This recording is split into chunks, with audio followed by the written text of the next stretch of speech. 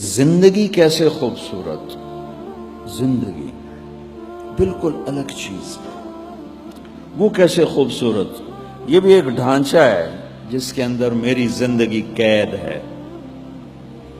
ہم اپنے اپنے قید خانے میں ہیں۔ ہمیں دیکھنے میں موت خوفناک نظر آتی ہے، ہر مرد عورت کو نظر آتی ہے۔ میرے رب کی قسم، اگر اللہ راضی ہے ہم سے، جاتے ہوئے اگر ہم سے اللہ راضی ہے تو موت سے خوبصورت پیغام کوئی نہیں، اور موت چھٹی ہے۔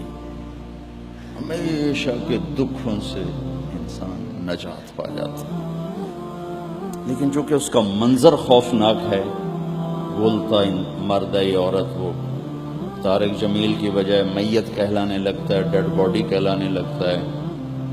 کوئی بھی نہیں کہتا مولانا طارق جمیل دی منجی چاہو، کہتے ڈیڈ باڈی اٹھاؤ، میت اٹھاؤ۔ نام ہی تبدیل ہو جاتا کہ وہ موت ایک خوفناک چیز نظر آتی۔ اگر اللہ راضی ہے تو اس سے خوبصورت کائنات میں کوئی چیز نہیں۔ اگر اللہ ناراض ہے اس سے خوفناک کوئی چیز نہیں۔ ہلاک ہو گیا۔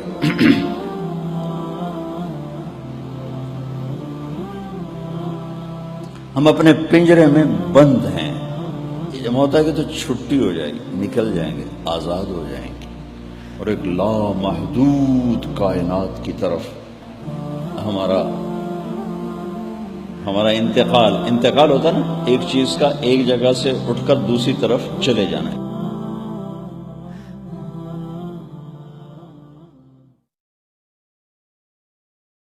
میرے نبی نے فرمایا 4 باتیں مجھ سے لے لو، دنیا بھی تمہاری، آخرت بھی تمہاری، صرف 4۔ سبحان اللہ۔ فرمایا کبھی کسی کو دھوکہ نہ دینا، دھوکہ اور تجارت ایک چیز ہو چکی۔ نمبر 2، کبھی جھوٹ نہ بولنا، ہمیشہ سچ بولنا، سچ بولنا۔ تیسرا، اپنے اخلاق اچھے کرنا، اب اخلاق کسی کا دل نہ توڑنا، دل آزاری نہ کرنا۔ چوتھا، عفت فی طعمۃ، رزق حلال کمانا، حرام نہ کمانا۔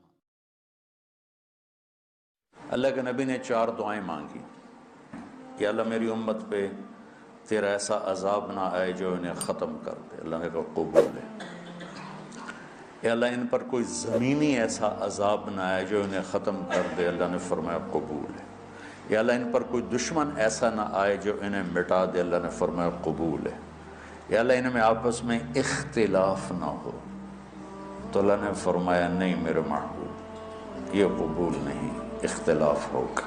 یہ پیپر ہو رہا ہے، امتحان ہے، امتحان میں ہم دیکھیں گے